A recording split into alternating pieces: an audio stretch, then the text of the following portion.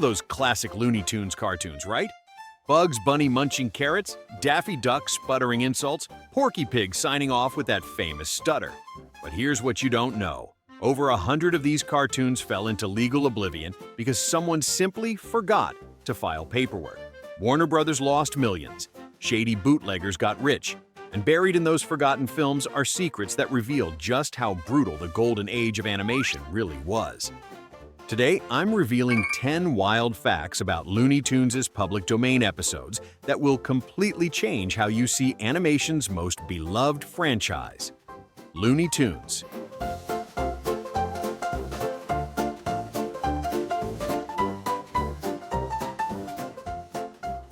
Number 10.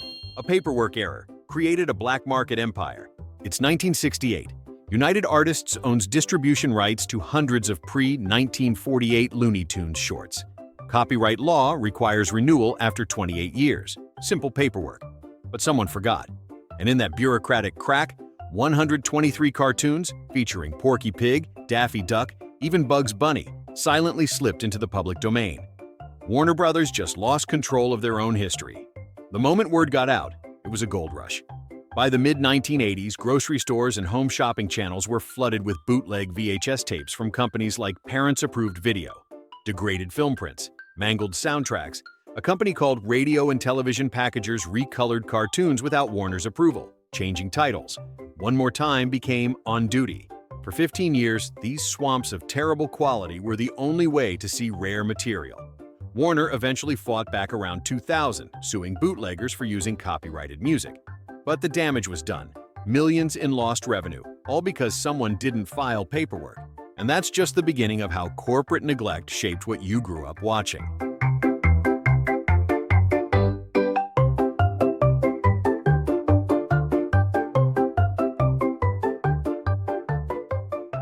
Number 9. The studio was literally called Termite Terrace. Leon Schlesinger ran Looney Tunes by keeping costs to the absolute minimum. His animators, Tex Avery, Chuck Jones, Bob Clampett, worked in a building so infested with termites they nicknamed it Termite Terrace. Inadequate space, insect infestations, ramshackle conditions. When Schlesinger screened completed shorts, he'd sit in a throne and tell the projectionist to roll the garbage. That's what he called the work of the greatest animators in history. In 1941, when unionized employees demanded a pay raise, Schlesinger simply shut down the studio for 2 weeks. Animators lost paychecks. Projects stalled. When he finally sold to Warner Brothers in 1944 for $700,000, his gesture of gratitude? A gold pen set and dinner at his mansion. First and last time they'd been invited. And if you think that's exploitative, wait until you hear what happened to the voice behind the stuttering pig.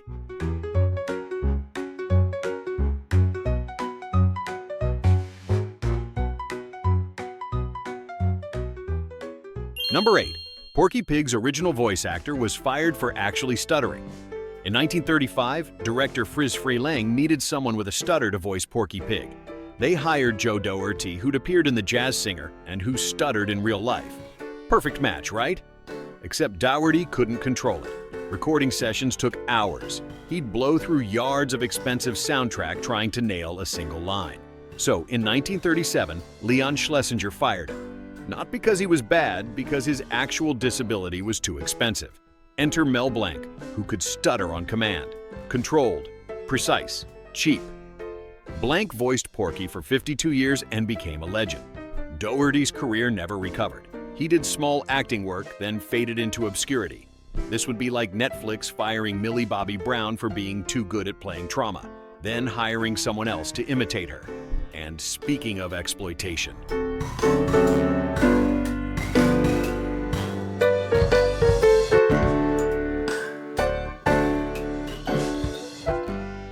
Number 7. Mel Blanc got screen credit instead of a raise. By the 1940s, Mel Blanc was voicing virtually every major Looney Tunes character, but voice actors didn't get screen credit. When Blanc demanded a raise, Schlesinger refused. "What do you want more money for, Mel? You'll only have to pay more taxes." But Blanc had a counteroffer. "If you won't pay me, at least put my name on the cartoons." Schlesinger agreed. By 1944, Blanc became the first voice actor in animation history to receive on-screen credit. That credit changed everything. It gave him public recognition, which led to more work. But here's the exploitation.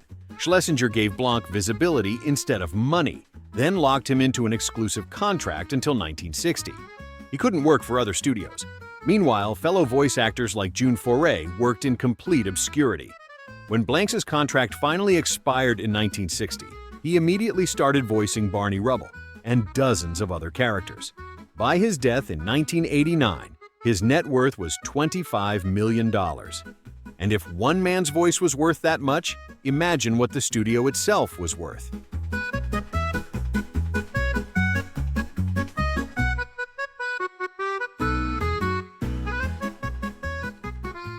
Number 6. 3 of the censored 11 are in the public domain. In 1968, United Artists pulled 11 Looney Tunes cartoons from syndication. Too racist for TV, banned from American television ever since. But here's what nobody tells you. 3 of those 11, Hittin' the Trail for Hallelujah Land, Jungle Jitters, and All This and Rabbit Stew, fell into the public domain because United Artists forgot to renew their copyrights, which means anyone can distribute them. Anyone can profit. These cartoons feature grotesque African-American stereotypes.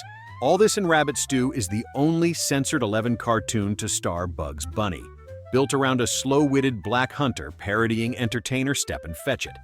In 2010, Warner Brothers screened 8 of the censored 11 at TCM Classic Film Festival, with historian Donald Bogle providing educational context.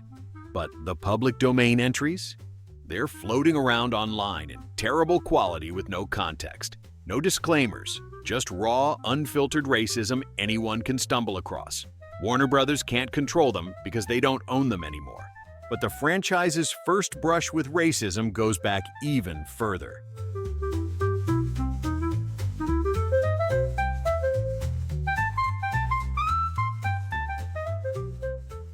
Number 5. The franchise's first star was a blackface character. Before Bugs Bunny, before Porky Pig, Looney Tunes' first star was Bosko. Debuting in 1930, Bosko was an inkblot character with blackface minstrel show origins. Creators Hugh Harman and Rudolph Ising modeled him after Al Jolson's performance in The Jazz Singer. In early cartoons, Bosko speaks in exaggerated dialect. I sure done likes picnics.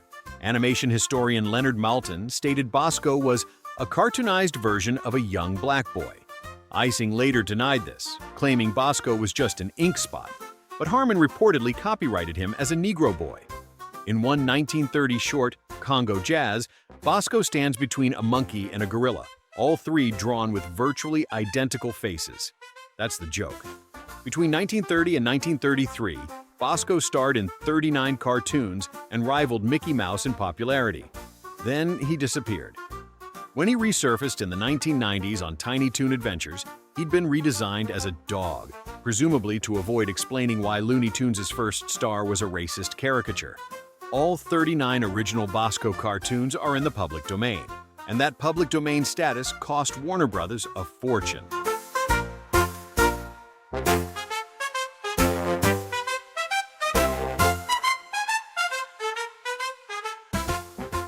Number 4.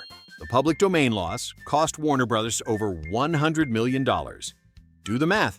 123 cartoons fell into the public domain. Each generates revenue through TV syndication, streaming licenses, DVD sales, merchandise, and theatrical re-releases. Multiply that by decades. Industry estimates suggest Warner Brothers lost tens of millions, possibly over $100 million adjusted for inflation. Every bootleg VHS, lost revenue. Every bargain bin DVD, gone. Every YouTube upload, money they'll never see. In the 1990s, Warner finally fought back by suing companies that used copyrighted music in public domain cartoons. That legal technicality shut down some bootleggers. But if Warner had simply filed copyright renewals in the 1950s and 1960s, none of this would have happened. Someone didn't do their job, and it cost a fortune. Meanwhile, those degraded public domain prints are often what younger generations first encounter.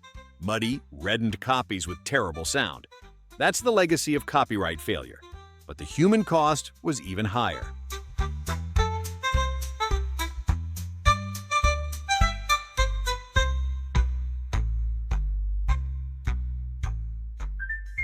Number 3. Mel Blanc's Porky voice was called the most humiliating parody of stuttering ever made. Mel Blanc wasn't just imitating Joe Dougherty's stutter. He was turning a speech impediment into a punchline for 52 years. Linguist Mark Schell called Blanc's Porky Pig the most deeply humiliating parody of stuttering ever made in the English language. Millions of children grew up laughing at a character whose defining trait is a disability. And people who actually stuttered? They stayed silent. It wasn't until the 1990s that stuttering advocacy groups complained about similar characters. Why the silence? Because stuttering is isolating, an invisible disability that makes it hard to advocate for yourself when the culture is laughing at you. Blanc wasn't cruel, he was doing his job, but generations of children imitating "that's all, folks" created an environment where stuttering became comedy, not a challenge. Joe Dougherty, whose real stutter inspired it all, died in 1978 from a heart attack. No obituaries, no tributes, just gone. And the exploitation went even deeper than labor.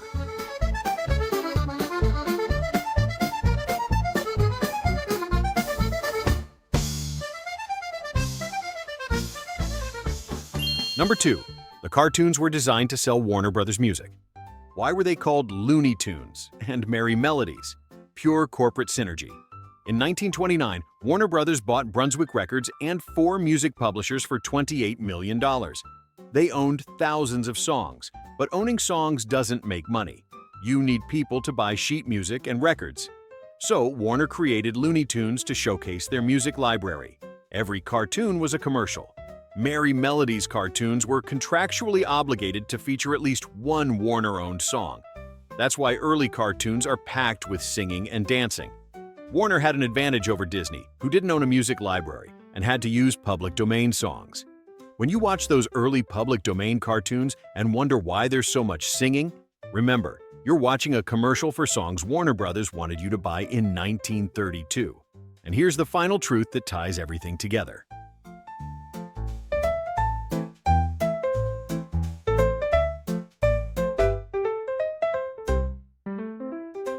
Number 1. The public domain.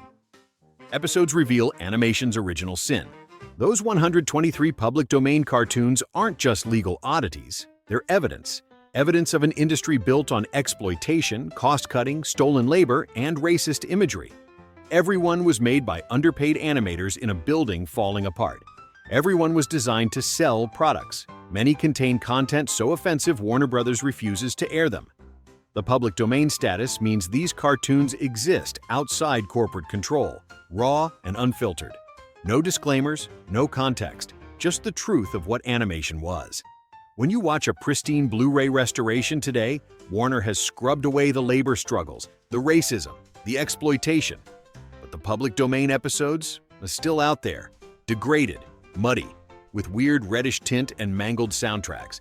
They're ugly because they've been neglected. Warner walked away because they weren't worth renewing. Too old, too problematic, too expensive. But in walking away, they revealed something essential. Animation's golden age was built on people who were never paid what they were worth, whose names were erased, whose disabilities were mocked, whose creative labor was sold to the highest bidder. The public domain episodes are a scar, a reminder of the cost of making people laugh.